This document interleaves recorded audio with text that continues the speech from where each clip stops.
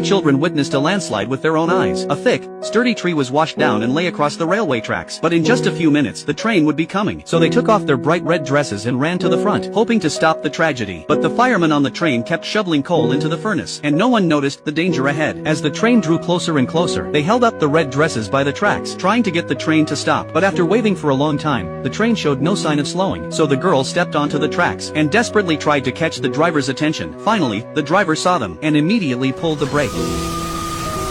But the girl, overwhelmed with tension, fainted right there on the tracks. Thankfully, the train stopped in time, preventing a disaster. To honor the three children's bravery, the railway company held a ceremony for them, and that ceremony brought them face to face with someone who would change their lives forever. A few months earlier, their family of 5 had been living happily in London, with servants taking care of everything. On their little brother's birthday, their father had even prepared a fancy toy train as a gift. But that night, the family's fate took a drastic turn. Their father was taken away by 2 men on charges of treason. The children wanted to know what had happened to him, but their mother kept the truth from them, saying their father was just busy with work. Not long after, the servants left without a word. With a solemn expression, their mother told the children they would have to sell all the furniture and move away to the old house in the countryside to play a game of pretending to be poor. Their mother put on a brave face, but the eldest daughter, Roberta, saw right through it. The family boarded a train to the countryside. From now on, everything would be up to them. They arrived at the countryside late that night. A kind station attendant, Perks, helped carry their luggage to the house. The place was very run down. They could even hear mice scurrying around, but as long as it kept out the wind and rain, it was a warm home. With no servants to take care of things, they had to fend for themselves. Their mother planned to write to supplement the household income, so the 3 children went outside to play, trying not to disturb her. They crossed the tracks and made their way to the station, found Perks, who had kindly helped them the night before, and expressed their gratitude to him. The children worried that their father might forget them. Watching a train approach in the distance, they came up with a good idea. The 3 children waved at the oncoming train, hoping to send their longing for their father through it. To their surprise, a kind old man on the train actually waved back at them. The stranger's response made the children incredibly happy. From that day on, the children came to the tracks every day and waved at every passing train, and the old man was always there, waiting at the back of the car, responding sincerely every time. A special bond grew between them, and their mother also brought good news. One of her articles had finally been accepted. That meant they could have a proper meal that day. But not long after, their mother collapsed without warning. The doctor diagnosed her with influenza and said she needed plenty of rest. He gave them a list of foods to help her recover, but with their current financial situation, they couldn't afford it. Their mother would rather buy 2 pounds of cheap mutton neck for the children's dinner and just have some broth herself. The children decided to save the money and buy the items on the list for their mother. They could get by on bread and water, but even so, the money was far from enough. The next day, Roberta had an idea. She pulled out a bedsheet and prepared to ask the old man on the train for help. This time, the old man was once again waiting at the back of the car, but he only saw 2 children holding up a cloth. After reading the message on it, the old man knew the children might be in trouble. Roberta waited at the station and met the old man.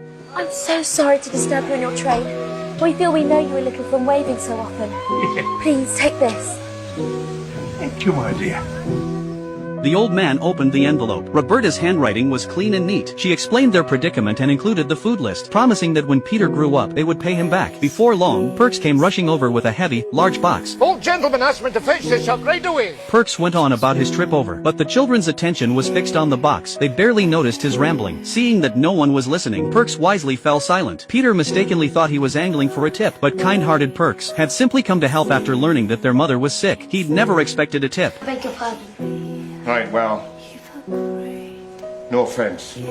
The next day, the old man was at the back of the train as usual. The children told him their mother was much better. The old man was glad that his small gesture had helped a family through a tough time. But when their mother learned the truth, she scolded the children for doing that. She wrote a letter thanking the old man and expressing her disagreement with what had been done. As someone who could support herself with her own 2 hands, she simply couldn't accept handouts from others. One day, a foreigner came to the station. He looked panicked and spoke a language no one could understand. The children listened carefully and thought it sounded like Russian. Remembering that their mother also spoke Russian, they brought him home, so their mother could translate. It turned out that this man, like their mother, was a writer, but under the cruel oppression of the Tsar, he had been forced to flee his homeland and come here, hoping to find his exiled family in England. That day, the 3 siblings went out and happened upon the landslide. They risked their lives to stop the train. After the award ceremony, they finally met the old gentleman properly. He was a director of the railway company. Roberta hoped he could help them find out about the writer's exiled family in England. Before long, the old gentleman brought good news. Everyone was eager to tell the writer immediately, leaving Perks standing there alone. Come on, Perky, you must come too. Don't call me Perky. Sorry. Oh, it's all right.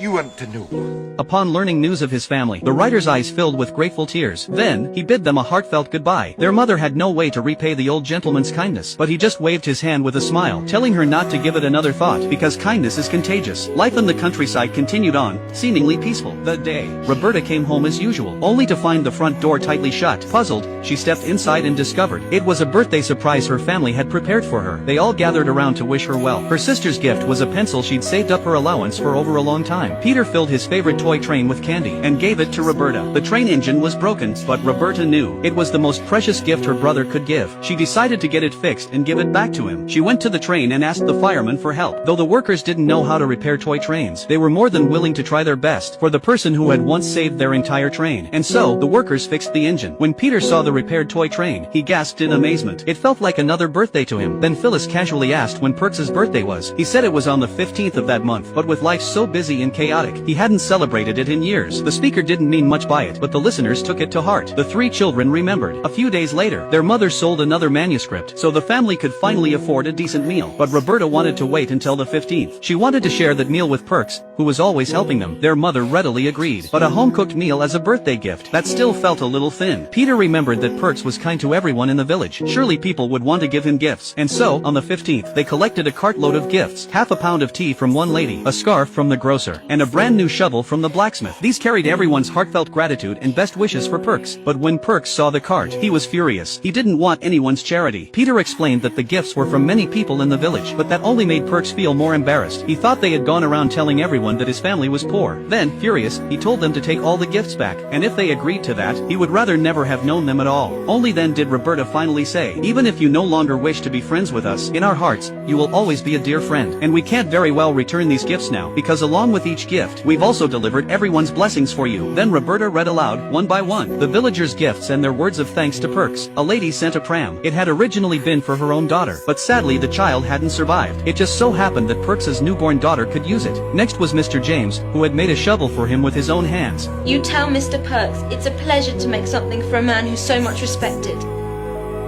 I thought you'd love to know how fond people are of you."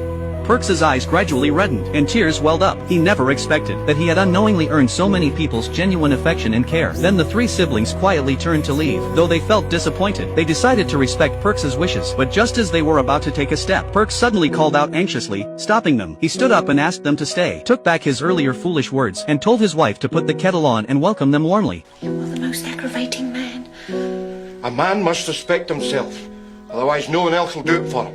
The next day, Perks dropped off a stack of newspapers for Roberta on his way, then left. Roberta was shocked to see her father's face in the paper. He had been sentenced to 5 years for espionage. She folded the newspaper and demanded to know from her mother what had really happened to her father. Faced with her emotional daughter, their mother finally explained. Someone had been jealous of their father's integrity, felt he was standing in their way, and had framed him. Roberta was furious. She wrote a letter to the old gentleman, asking for his help, believing that with his connections, he could surely find something out. Sure enough, before long, the old gentleman's reply arrived. The letter said things were already looking promising. He invited Roberta to meet at the station. When they met, the old gentleman said she hadn't really needed to write, because he had already read the news about her father, and had been looking into it for some time. He firmly believed that in such a good-hearted family, the father could never have committed treason. The reason he'd called Roberta there was simply to tell her that there was hope for an appeal, but it wasn't time to tell her mother yet. Sometime later, the morning sun was especially warm. The three siblings suddenly realized they hadn't been to the railway tracks in a while to greet everyone, so they rushed over eagerly. Luckily, they arrived just in time for the familiar train, but unlike before, this time everyone in every carriage leaned out and waved at them warmly. The old gentleman waved especially hard, putting in extra effort. The three were bewildered. They had no idea what was going on, but Roberta had a feeling. Her little brother and sister decided to go home and tell their mother about the day's fun, while Roberta walked slowly toward the station, filled with anticipation. Along the way, everyone she passed smiled kindly at her and greeted her warmly. Even a woman who had never once smiled at her before was beaming. Roberta reached the platform. The station master inexplicably told her the train would arrive at 11:54 on the dot, and Perks, too, offered his congratulations. But no one would tell her what was happening until the train she had once saved rolled in and slowly came to a stop. A figure she knew all too well appeared in the doorway, tall and familiar. It was none other than her father, whom she had missed so dearly.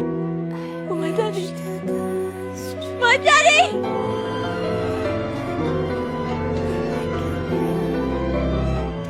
Then father and daughter walked hand in hand, their steps firm yet eager, toward home. Roberta ran ahead to tell the family, while her father stood still, trying to steady the overwhelming surge of emotion inside him. No words were needed at that moment. Everything was understood without saying a thing.